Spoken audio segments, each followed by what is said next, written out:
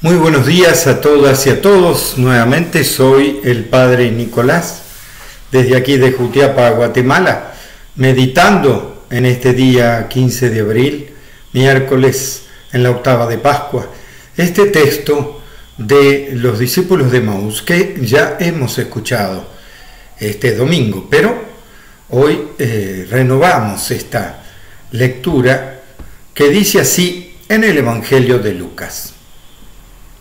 En aquel mismo día, dos de los discípulos iban a un pequeño pueblo llamado Emaús.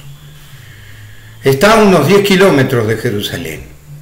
En el camino conversaban sobre todo lo sucedido. Mientras conversaban y discutían, Jesús en persona los alcanzó y se puso a caminar con ellos, pero ellos tenían los ojos incapacitados para reconocerlo. Él les preguntó: ¿de qué van conversando por el camino?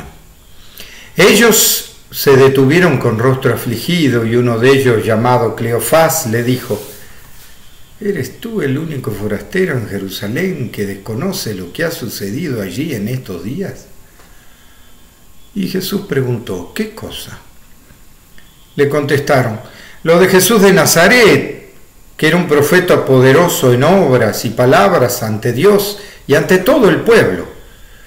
Los sumos sacerdotes y nuestros jefes lo entregaron para que lo condenaran a muerte y lo crucificaron. Nosotros esperábamos que él fuera el libertador de Israel, pero ya hace 3 días que sucedió todo esto. Es verdad que alguna de las mujeres de nuestro grupo nos han desconcertado. Ellas fueron de madrugada al sepulcro y al no encontrar el cadáver, volvieron diciendo que se les había aparecido unos ángeles, asegurándoles que él estaba vivo. También algunos de los nuestros fueron al sepulcro y encontraron todo como lo habían contado las mujeres, pero a él no lo vieron. Jesús les dijo: qué duros de entendimiento. ¿Cómo les cuesta creer lo que dijeron los profetas? ¿No tenía que padecer esto el Mesías para entrar en su gloria? Y comenzando por Moisés y siguiendo por todos los profetas, les explicó lo que en toda la Escritura se refería a él. Se acercaban al pueblo donde se dirigían y él hizo ademán de seguir adelante, pero ellos le insistieron: quédate con nosotros, que es esa tarde y el día se acaba. Entró para quedarse con ellos, y mientras estaba con ellos a la mesa, tomó el pan, lo bendijo, lo partió y se lo dio. Entonces se les abrieron los ojos y lo reconocieron, pero él desapareció de su vista. Y se dijeron uno al otro: ¿no sentíamos arder nuestro corazón mientras nos hablaba por el camino y nos explicaba las Escrituras? Se levantaron al instante, volvieron a Jerusalén y encontraron a los 11 con los demás compañeros que afirmaban: realmente ha resucitado el Señor y se ha aparecido a Simón. Ellos, por su parte, contaron lo que les había sucedido en el camino y cómo lo habían reconocido al partir el pan. Palabra del Señor. Gloria a ti, Señor Jesús.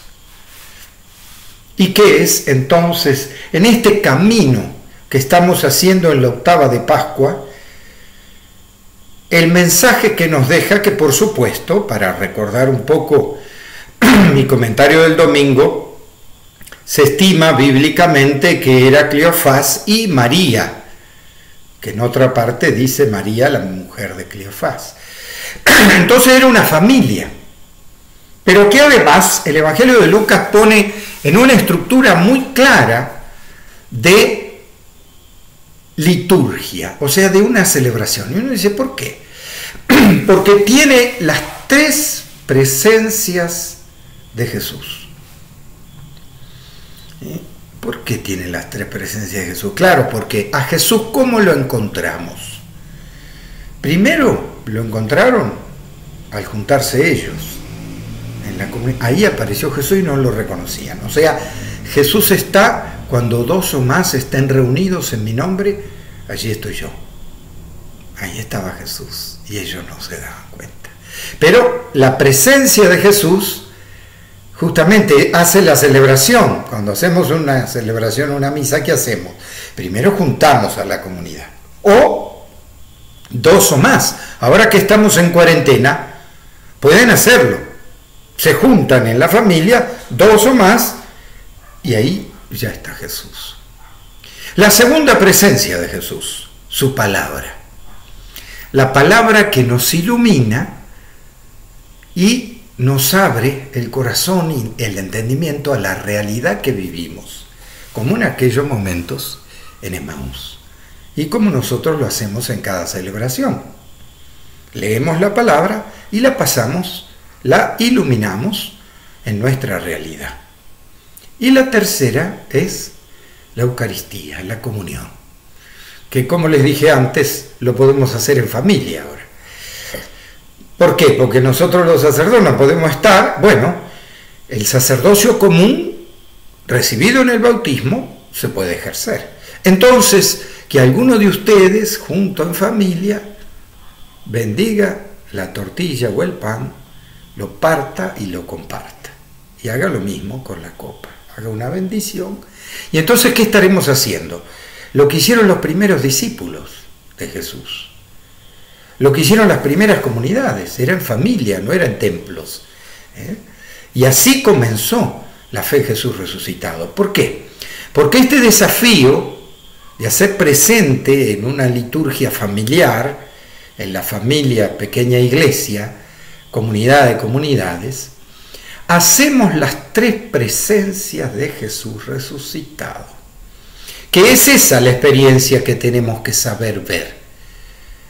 La experiencia donde dos o más están reunidos en mi nombre, o sea, saber sentir en nuestro prójimo, en él juntarnos en comunidad, sentir a Jesús. Porque todo lo que le hagas a tu prójimo, me lo haces a mí, dijo Jesús.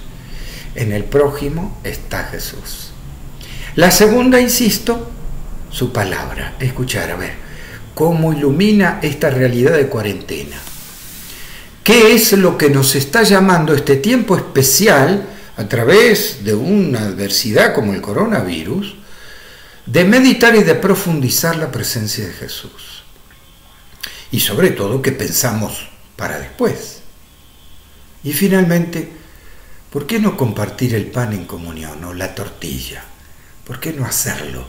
Y sentir también esa presencia de Jesús que se comparte, que se junta a los demás.